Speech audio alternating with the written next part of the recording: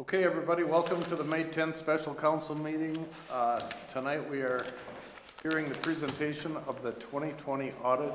And with that, Mr. Linus, I'll turn it over to you. Thank you. We have Mary Reedy with us from Clifton Larson Allen. Mary's the audit principal on our engagement, and she's here to talk about some graphs and charts and pictures and the audit results for 2020. Yes. Thank you for having me tonight. I know last year was a little different. It's always good to get the face-to-face interaction.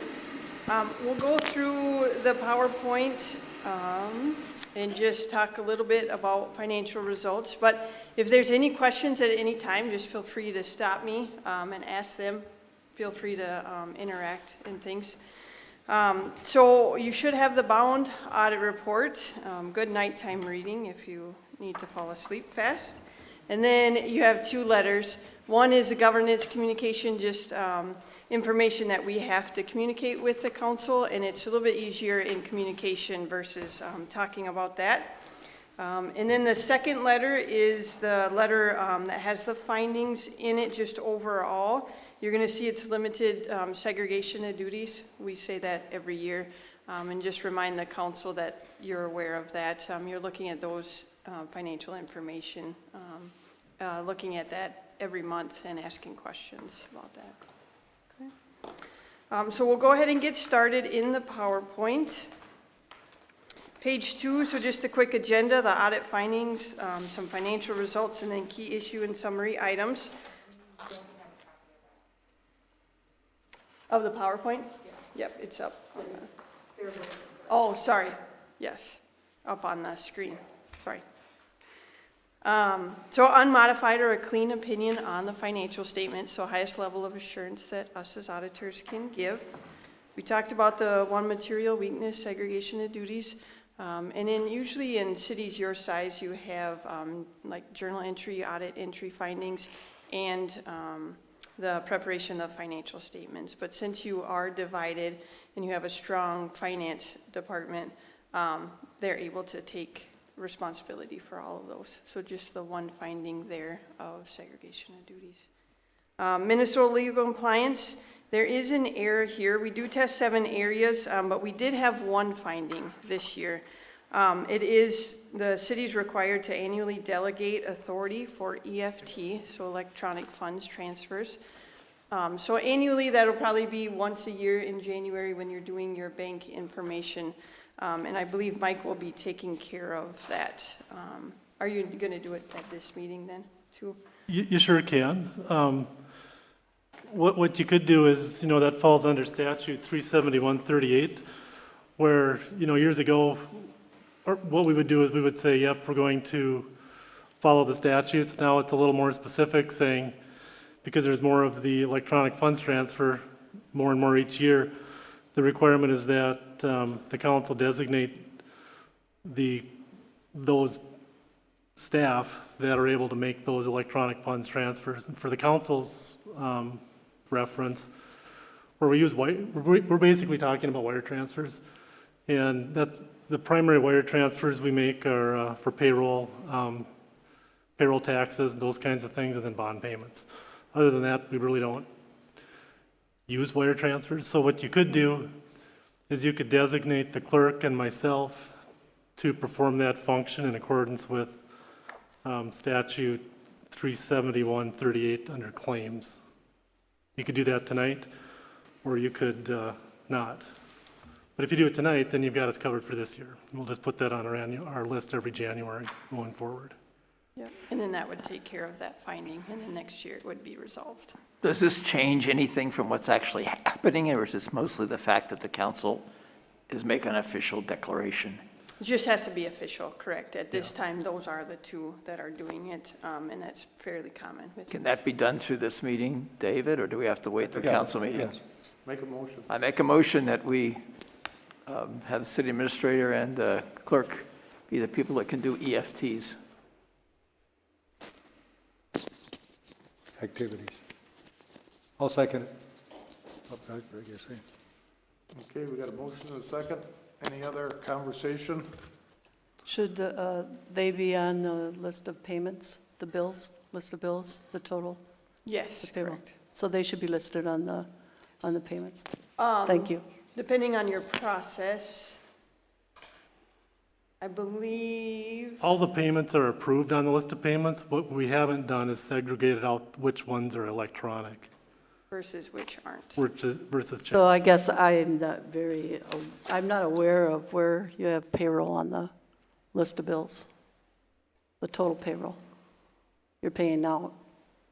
Shouldn't that be on the list of bills or not?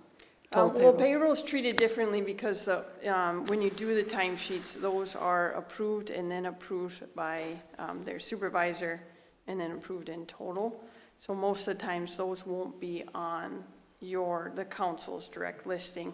Those are approved when you do the pay rates and when you approve, what employees are getting paid hourly or salary or things like that. Yeah, I wasn't suggesting everybody's, paycheck on there. I'm Right, talking just in about total, right? In total. Yep, and Mike could definitely add that if that's a request, but with the level of approval that you have, we do find that sufficient at this time, but. So are you asking for that, Marcia, to be added? Well, I just wondered if the auditor was suggesting that that should be included in the list of bills for payment, the total. It's preference by the council. It's your reports and what you want to see. I have a mixture. Some councils do have it on there and some don't. Oh, I guess it'd be okay to have it on there. Can I ask, what benefit is it going to be looking at a number of the whole pot? You'll know What what you said was we approve the pay scale once a year, and then if they're hourly or salaried, they're normal. So That's I'm fine. trying to figure out, when you look at something, are you going to be able to tell that there's something amiss?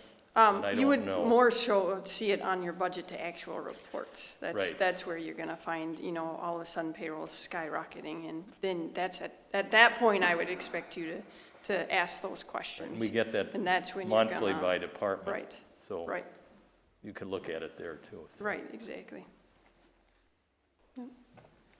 I'm just thinking it's Yeah, unnecessary. the important thing here is that the transactions that the money out the door is being approved by someone. And that's occurring in all cases. We're just talking about method of payment here. Just to tighten that up a little bit more. So again, did you ask for that to be included, Marcia? I guess if the council doesn't need to know what the monthly payroll was going out as expenditures, I guess that's fine. If you don't want to know, that's fine. John and Aaron, either you have a preference? I look at it on the bills paid. I see it under the accounts for the different divisions. I get to see what Public Works, Fire, whatever spent. Yeah, that's where I see the payroll too, Yeah. and it's pretty much, And I guess I don't need to see it twice, is what I'm saying. Okay. I agree with that. So we'll let that go? Marcia? Yeah, I don't care. Withdraw I don't, that? it Okay. makes no difference. we I have was a just motion asking the and a question. second. Right. I didn't know I was going to get. No. So all in favor? Aye. Aye. Didn't John? I did make a motion and it was second, sorry. Yeah. And that's our first, motion carries with all ayes, a roll call vote. City. Yeah. Okay, so Thank you. motion carries. So we're Okay. covered for Perfect. 2021. So It's been a move on. while with See, that COVID. one goes away already. Now, next year won't be on there. Yeah. Okay, so page 4, we'll get into the actual financial results then. This is the city as a whole, and it includes your long-term liabilities and then your capital assets as well. So on the far left is 2019, your assets and deferred outflows of resources. So you can see last year, capital assets at about 63%. Then if you look at 2020 on the right, it's about 72%. So you can see that significant jump. About $5 million in additions this year with no new debt taken on. Remember, you're spending down bond proceeds from prior year. Page 5, total liabilities and net position. Again, far left is 2019, right is 2020. So overall, your net position increased 71% up to 73%. You're just continuing to pay liabilities down, and then there was a pretty significant drop in deferred inflows as well, and that relates to your para liability, right? So you have the liability that is short, and then you have inflows and outflows related to that. And that does get adjusted every year. There's a new report come out each year on that. Page 6. So what's your components of net position? You can see your largest piece of that is going to be your net investment in capital assets, right? You're putting money into assets to run the city. Okay. You have a little bit restricted for your debt service, bonds that have to be paid with restricted money. And then unrestricted, you can see at 22%. Not saying necessarily an unrestricted dropped, it's just your net investment in capital assets increased pretty significantly. Again, $5 million of adds and no new debt, so that's going to increase that piece of the pie. Okay. Page 7, total revenues here. You can see quite a bit of a shift from last year to this year. It looks like property taxes went down. They didn't. They actually increased. It just got shifted. If you look at it, your operating grants increased and your capital grants and contributions increased by about 11%. There you had 2 intergovernmental grants. So the CARES grant is in there, and then your water quality grant. Yeah, just for reference, that kind of yellow part of the pie chart up there, that represents about just under $700,000. And that was split between the water quality grant. We got some money for a fire truck grant. We got some COVID money and a whole bunch of other little things. It's making up that big difference. So that's not going to happen every year. Right. We would expect it to go down next year. Yep. Most of those are just the one-time grants that were applied for. Okay. Page 8, so where's that money going? You can see the expenses. They're pretty much similar to last year. I know a little bit of the shifting is due to that CARES funding that Mike was talking about. Of course, in order to get it, you had to spend it. So some of that pie chart is a little bit skewed due to that CARES funding, and then some of the other grants that you were spending as well. Okay. Page 9. You can see overall the general fund, the 5-year trend. So in 2019, you did issue bonds, so that's your net other financing sources. That's why it's so high in 2019. And then in 2020, it goes back down. You had very minimal activity there. Yellow is going to be higher this year. You are spending down those bonds. Okay, you didn't spend a lot of it last year, so this year it went up higher. And then your fund balance then drops, right? Because those bond proceeds are now coming out of fund balance. So you dropped about $3 million this year in general fund. Okay. Page 10, the composition of the fund balance just for general fund. So 89% of that is unassigned and assigned combined. And then restricted for capital outlay, about 11% there. You have about $858,000 left. That is for the capital projects that you have going on currently. Okay. Page 11. This is just your general fund revenues.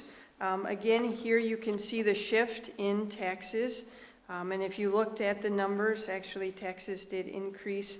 But your intergovernmental, which Mike already talked about, those are your grants that came through. So you're sitting at 15% there. On a normal year, you are about 3%. So about 12% increase this year with those new grants. What are the charges for services? I see it decreased. Yep, and technically I don't know that it did. It just shifted in the chart, but Mike can help a little bit more. Yeah, the charges or services are things like pickleball. Everything that we charge a fee for to provide, like it's just a whole bunch of stuff in there. Thanks. Perfect. So page 12, then it shows you the bar graph here. A little bit easier to read when you have some fluctuations like you did last year. But if you look, taxes is the red line, so like I talked about, those did increase. But really, the intergovernmental increased significantly too, which shifted that pie chart like it did. So then you can see there, yes, the charges for services went down a little bit. But also last year, you have to remember it was a little bit different situation too. So not as much was open. Okay. Page 13, general fund expenditures. When you look at here, you can see your capital outlay at 65%. So definitely quite a jump even from last year. And last year you did start some of that project, but you definitely did spend down your bond money this year. So when you look at everything, if you go to page 14 again, you can really see the items that shifted there. And all of those are fairly similar to last year when you look at that, except for your capital outlay, which increased. Okay. And so you'll still see probably just under $1 million come through next year related to those specific projects that you have left open, and then any new ones that you plan on starting for next year. Page 15, the sewer fund, you can see the 5-year trend here. Okay. This year, you had some capital contribution from the general fund, about $155,000, and that was to pay for the project that related directly to sewer. So that asset is included in sewer, but was paid for by water, so we made, or sewer, so we made that transfer in. And it's called a capital contribution just due to accounting standards there. Yeah, so now that's a little different concept. What we did was governmental accounting standards require us to say, if you have one asset, if you have an asset constructed in one fund, but a different fund is the beneficiary, in this case, it was the sewer portion of Daggett Pine Road. So what we did is we picked up the value of that asset, and it gets recorded as a capital contribution in the utility fund. Now, you might look back at 2018 and go, why is the light blue bar so high? Remember, that's what we transferred over money to pay for the sewer project out of the general fund. Same kind of deal, only we handled that through a transfer. So that gets included in the income of that fund. It was about $1.5 million in 2018 when we did that. Okay, so then that asset gets depreciated along with the other sewer assets there. Okay, so page 16, just like to give, by department, your pie chart here. And if you were to look at this, it's fairly similar to last year. Miscellaneous is going to be a bit bigger. Quite a bit of the CARES money went into miscellaneous for your supplies that you had coded there, and you spent those grant proceeds. Page 17, public safety, you have 3 areas here: fire protection, police, and ambulance. Again, not a huge shift within these departments from last year. Page 18, public works expenditures. So last year, public works was about 95%. This year, it's at 98%. But when you look at it, overall, the expenditures decreased in total within both of these areas. Page 19, culture and rec expenditures by department. So 93% of that is going to be recreation, and there's 7% in library. And these actually increased from last year, the culture and rec expenditures. Page 20. Just a few other things. The state requires the state auditor reporting form and then the financials to be submitted by June 30th, 2021. So that's why we do the audit when we do, to get those done. The general fund had a negative change in fund balance of $3 million. Again, spending down of bonds. Within the general fund, you still have about $7.8 million sitting in general fund currently. Sewer fund had a positive change in that position when you look at that at about $215,000. So when you look at that overall, the 155,000 we talked about, that capital contribution is in that number. And then also you had about 85,000 come in from connection fees. And you do not have that annually either. It just depends on what new businesses are hooking up. Okay. So a big part of that positive was those two items. Page 21. Capital outlay in the general fund, talked about 5.4 million added there.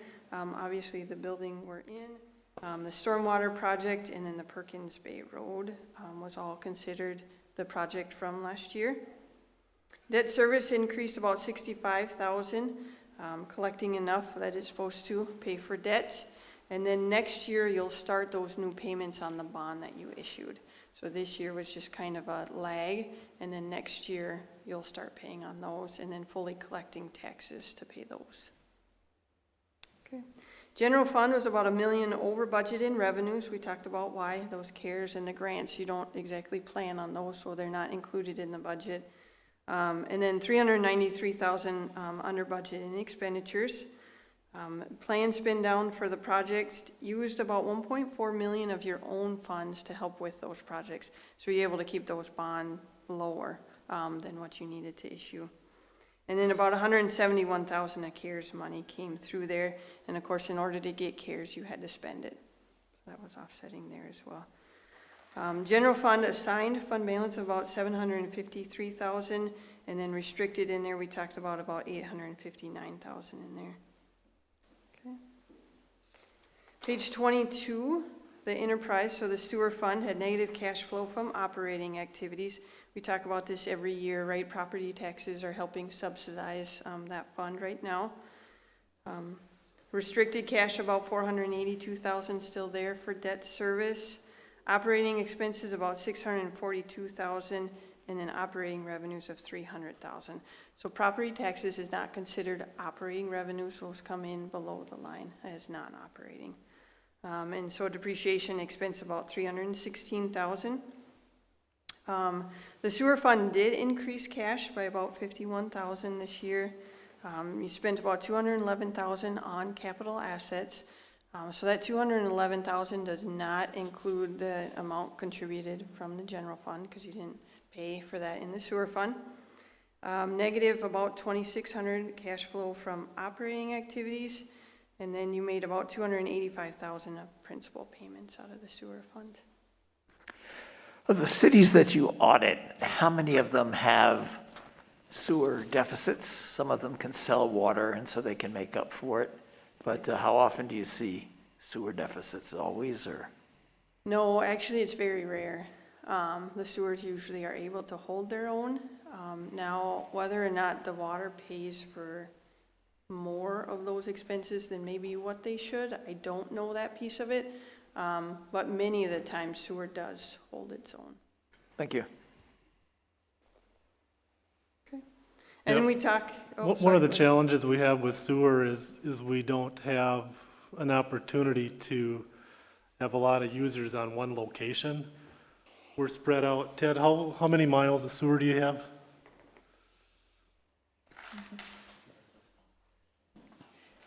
So you probably got about 3 miles of lineal sewer pipe. I think it's like 3.2, 3.3, something like that. Yeah, and so typically in a community, it'd be set out in a square, like a 1 mile square or a 2 mile square, and everyone on that block will be hooked up to it.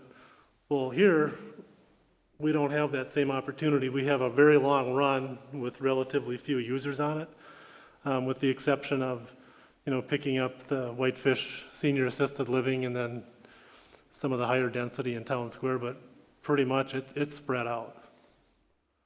So there's some transportation challenges, as Ted would put it. Thank you. Okay. And then we talk about it every year just to monitor those rates, what the users are able to pay versus what your expectations are out of that fund as well. So that was a brief highlight. I mean, as you're getting financial information throughout the year, it's definitely reliable. We don't come in and make adjustments at the end of the year. So you definitely know what you're working with on a month-to-month basis. I didn't know if there are any other questions.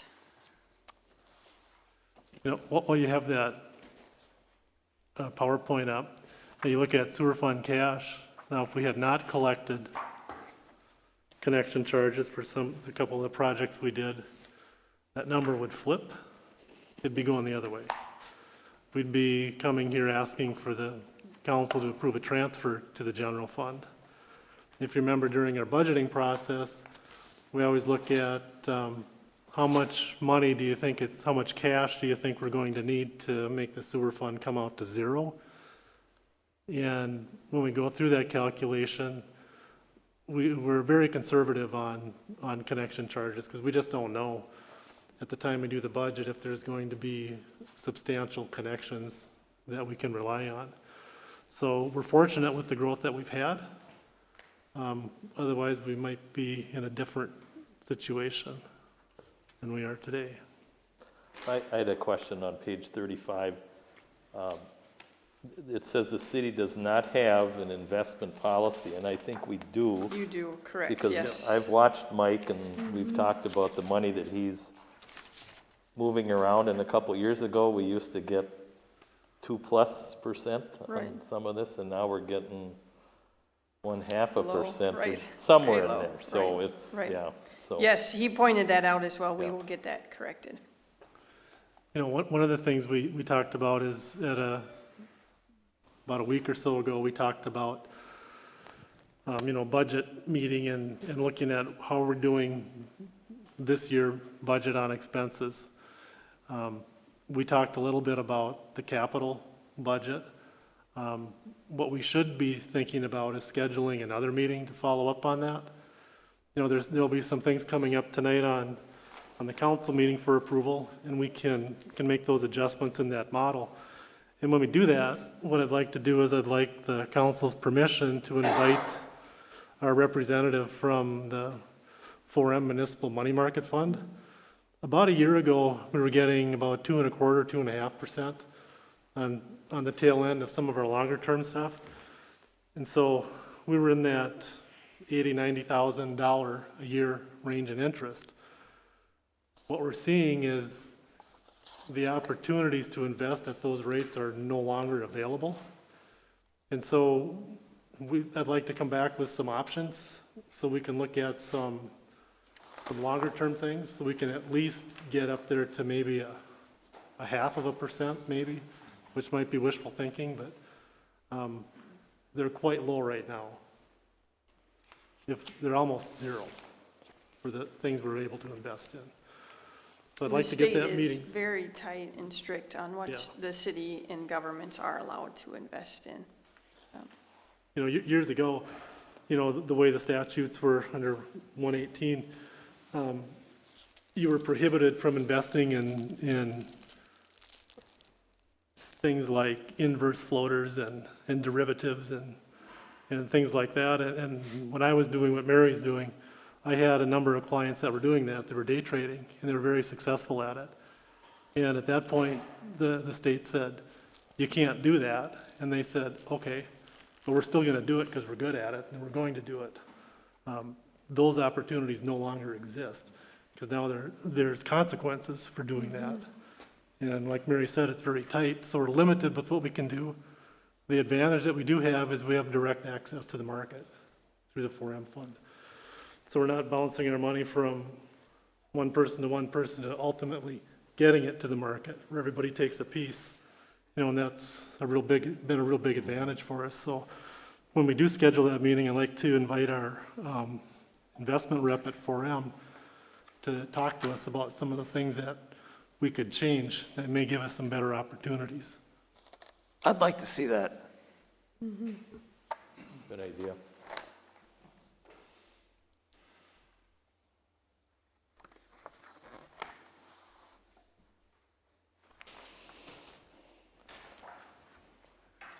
Thank you. Do you need a motion to accept this report, David Nevin, or how do you want it? Imagine we do. So I'd like to make a motion that we accept the report as submitted for year 2020. I'll second that. Any other comments on it? Any other questions? I think the presentation was nice Yeah. and concise and understandable, so thank you very much. Okay, all in favor? Aye. Opposed? Once again, carries unanimous. I'd like to thank Mary and her staff for Yeah, thanks, Mary. helping us through the pandemic. We had some interesting challenges doing a remote audit, but we were able to figure it out because I know you had staff all over the place. We did. And we were able to make that work either through Zoom or Teams or phone calls or odd things we might normally not do, but Right. it worked fine, and I think we both learned a lot from it. So thank you. Okay. Thank you very much. Yep. I move to adjourn this portion of the, All right, we have a motion to adjourn. and this, Second? All in favor? Andrew, second. Aye. Aye. oh, you were just waiting. I was just.